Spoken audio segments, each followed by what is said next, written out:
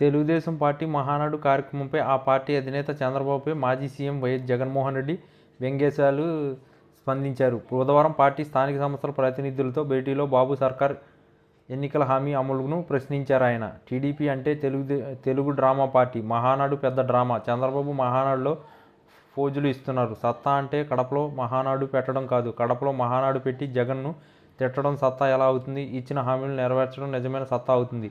జగనన్నకు చెబుదాం కార్యక్రమంలో సమస్యలు చెప్పి ఎక్కువగా పరిష్కారాలు పొందిన వాళ్ళు టీడీపీ వాళ్లే. ఎమ్మెల్యేలు వద్దన్న వారికి మనం మంచి చేశాం, కానీ ఈరోజు చంద్రబాబు అన్యాయాలు చేస్తున్నారు. దీనికి వడ్డీ సహా చెల్లిస్తాం. అప్పుడే మరోసారి ఇలాంటి తప్పులు చేయడానికి భయపడతారు అని జగన్ అన్నారు. చంద్రబాబు సూపర్ 7 గాలికి వదిలేశారు. 143 హామీలను పూర్తిగా పక్కన పెట్టేశారు. చిన్న హామీలు అయినా ఉచిత బస్సు కోసం కూడా ప్రజలు ఎదురు చూస్తున్నారు. గ్యాస్ సిలిండర్లు కూడా సరిగ్గా ఇవ్వలేకపోతున్నారు. ప్రభుత్వ స్కూల్లో చదువులు అటకెక్కాయి. సిబిఎస్ఈ, టోఫెల్, ఈనాడు, నాడు నేడు పిల్లలు ట్యాబులు అన్నీ ఆగిపోయాయి. మా హయాంలో ప్రతి 3 నెలలకు ఫీజు రీయింబర్స్మెంట్ ఇచ్చేవాళ్ళం. కూటమి ప్రభుత్వంలో అమ్మఒడికి పంగనామాలు పెట్టారు. ఫీజు రీయింబర్స్మెంట్, వసతి దీవెన లేదు. చదివించలేక పిల్లలను పనులకు పంపే పరిస్థితులను కనిపిస్తున్నాయి. ఆరోగ్యశ్రీ కూడా పూర్తిగా నిర్వీర్యం చేశారు. పేషెంట్లకు ఆరోగ్యశ్రీ అందని పరిస్థితి నెలకొంది.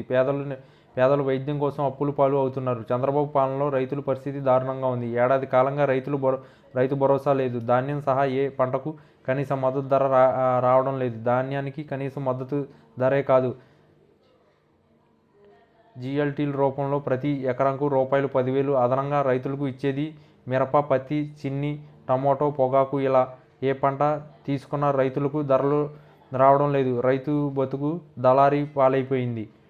ఏడాది కాలంలో ఒక ఉద్యోగం కూడా ఇవ్వలేకపోయారు. ఉన్న ఉద్యోగాలు పీకేస్తున్నారు. 2.6 లక్షల మంది వాలంటీర్లు, 15,000 మంది బెవరేజెస్ కార్పొరేషన్ రేషన్ వాహనాల మీద ఆధారపడ్డ 20,000 మంది, ఇలా మొత్తంగా 3 లక్షల ఉద్యోగాలను తీసేశారు. మన పాలనలో ఉద్యోగస్తుల్లో చంద్రబాబు విషం నింపారు. ఇప్పుడు ఒకరికి ఐఆర్ ఇచ్చిన పాపాన పోలేదు.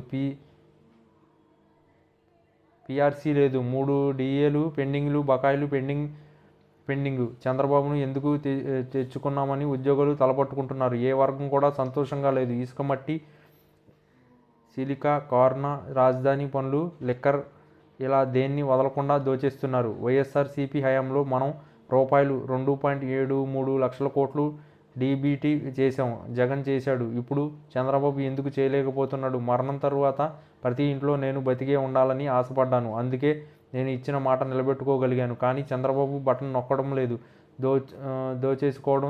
దోచేసినది పనిచేసుకోవడం చేస్తున్నాడు. రాష్ట్రానికి వచ్చిన ఆదాయాలు కూడా తగ్గిపోయాయి. దేశం మొత్తం 11%